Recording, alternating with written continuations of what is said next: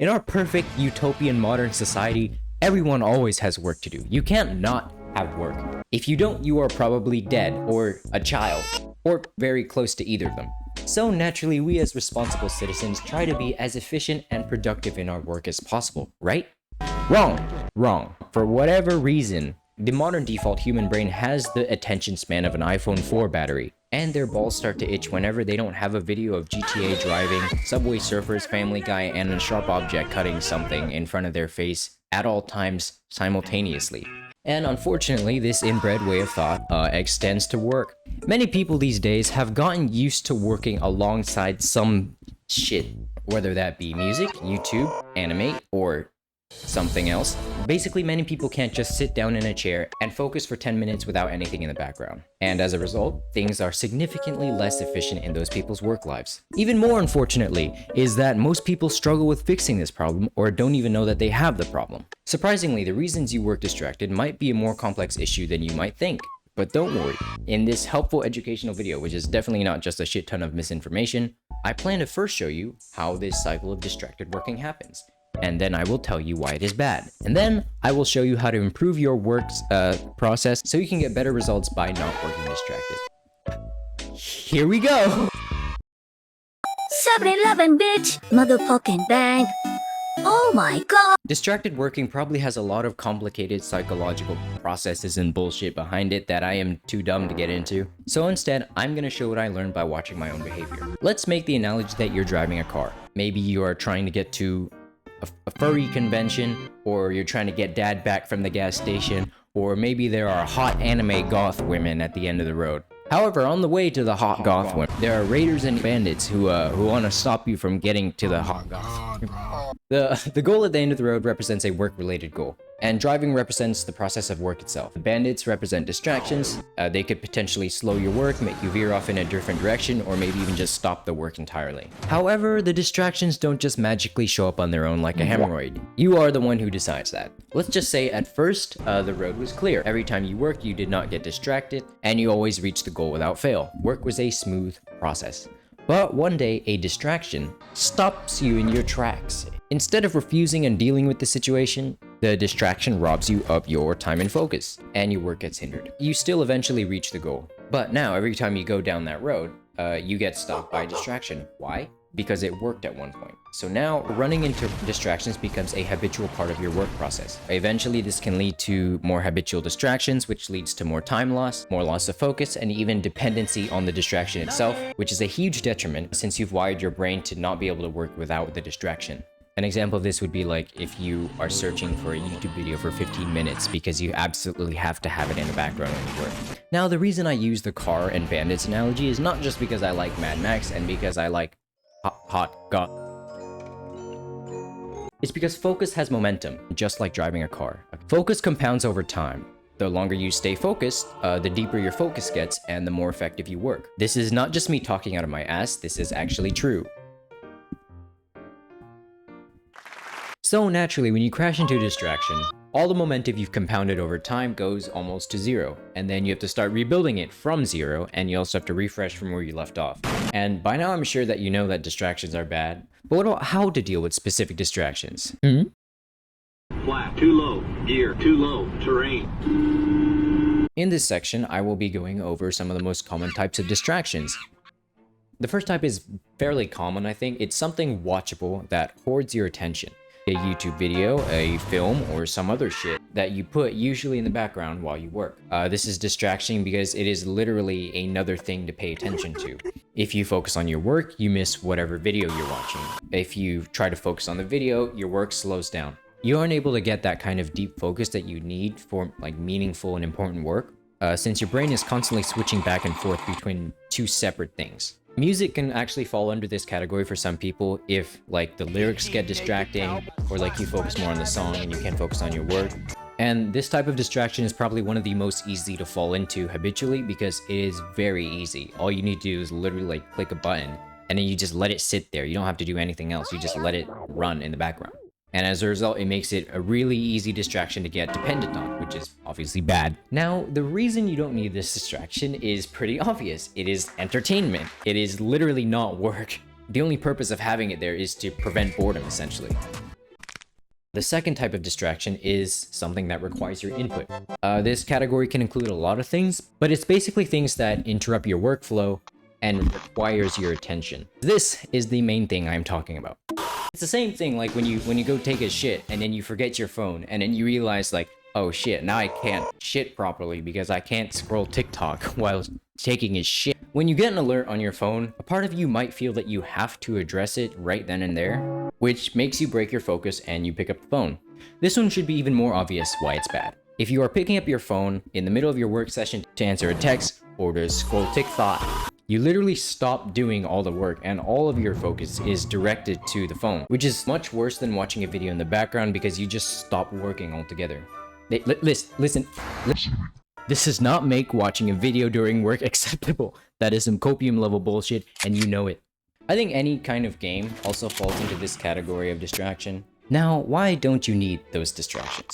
While it may be tempting to give attention to the distraction, just remember that unless it is like some kind of emergency, like your grandma's house exploded and you need to call your family, or for some reason you need to watch a video of someone cutting soap or else your heart will stop beating, the distractions will not help your work, it will hurt it.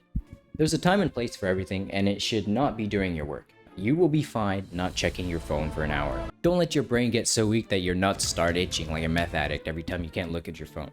Similarly, your friend will not die if you don't answer their text message properly.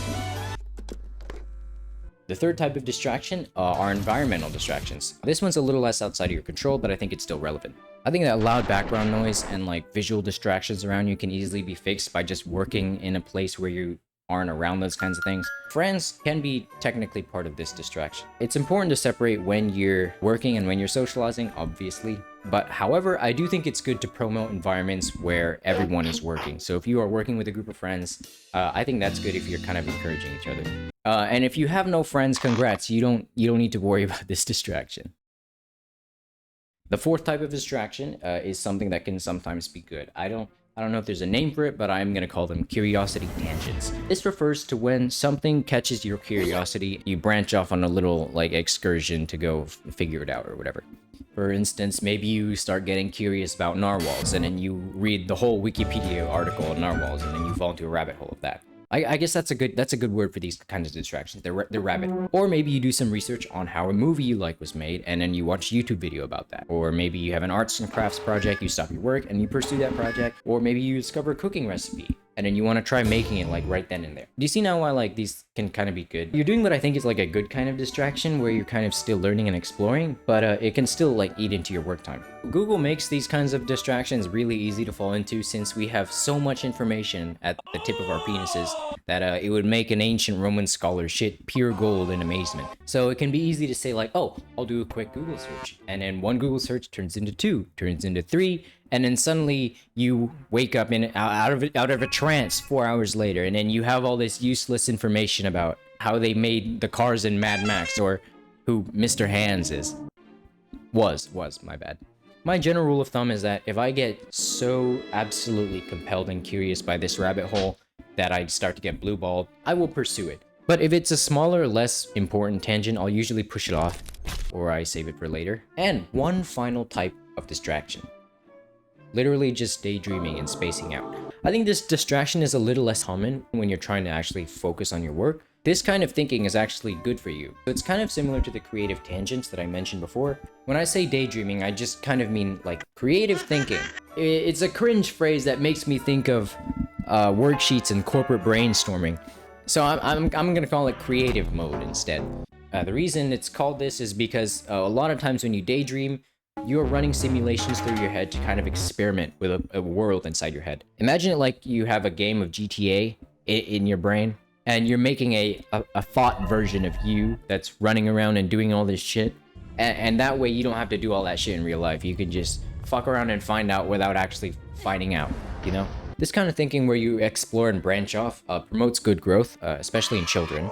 Which is part of why iPad kids end up intellectually inferior to the thinking children, since they just end up consuming Cocomelon all day instead of having actual healthy brain development. But when you are daydreaming and you lose track of time, the only thing I can really say about this distraction is that you should find more ways so that you can boost your focus. I don't know what that might mean for you, but that's literally it. Okay, now that we've covered the types of distractions, I'd like to make some general points before we move on. Now, why do these distractions happen? It always stems from the choices that are presented to us in our day-to-day lives. You can either choose to do something easy that really won't give you anything, or you can do something that's hard or requires effort. But I think as humans, it's hard for us to want to choose the difficult option because we generally don't like discomfort. This is why some lesser tasks can actually count as distractions, like if you're cleaning your room and doing your laundry, instead of doing the important homework assignment that is holding a gun to your head and is vastly more important in the given moment. It's always hard to choose the difficult path. If you can condition your brain and you slap it around enough times, you can learn over time the value of doing doing good things with your time, and I think that's important. Okay, now that we are all stuffed with all this knowledge about the science and bullshit behind the distractions, how do we weaponize it? The solution is a simple one, but it's hard to commit to. In a nutshell, boredom is the solution. Now, I know this sounds cringe, but hear me out. People in the 21st century work distractions because they get bored. They can't bear the thought of sitting and working for an extended period of time without a distraction. Because removing the distraction would make them bored, and boredom is bad, right? No, wrong. Boredom is good for you. Boredom is perhaps one of the best gifts that you can give your brain. Going back to the creative thinking or creative mode I mentioned earlier, when you don't have a TikTok of some big hot sweaty man chopping wood and your brain gets bored, your brain is able to think freely and explore. When your brain thinks freely when you focus on work, you think more deeply about what you're doing, and you can see more perspectives and generally improve the quality of your work. And when you work without distractions, you can actually save time because your brain uses the focus momentum to finish the task faster. So if for some reason looking at big hot sweaty men chopping wood is an essential for you, you can now use all your leftover gained free time to do just that. So yeah, don't think of boredom as a bad thing. Being bored makes you explore in good ways. Now, there are two ways to do this and deal with the distractions. Both methods can be effective, but one is significantly more effective than the other. I'm going to start by explaining the less effective solution. Going back to my goofy and silly car analogy, let's say that instead of letting the distraction stop you on the road, you just drive faster and keep going past them. You never let them catch you, so you don't slow down and you keep all your momentum. As a result, not only did you reach the hot goal, for the love of God, but you also maintained all your speed and focus while you were doing it, since you did not stop and you resisted the distraction. And believe it or not, your distraction resistance or strength of focus is actually like a muscle that can be trained. The more you push back against the distractions, the stronger you get essentially, and eventually you will no longer get distracted because you have enough armor and focus to not have to worry about that. So that's the first solution, but besides avoiding distractions through willpower, there's actually a second one that's a lot more effective. Let's say that instead of resisting the distractions through sheer willpower, you just completely avoid them altogether. You simply drive to the goal while going through areas that have no raiders. Essentially, you make work the only possible option. Removing your distraction could mean blocking a site like YouTube or Netflix, listening to less distraction music, or you put your phone in a box and you put the box away until you finish your work. I know that sounds silly, but it can actually work. By making it impossible to get distracted in the first place, you avoid the willpower struggle altogether. Thinking of it another way, if you are allergic to a food, but you still like the taste of it, you just simply stop buying the food and then it's not an option. You can't eat it. This removal makes your work process infinitely smoother since you don't have to worry about resisting distractions. Why? Because they aren't even there in the first place.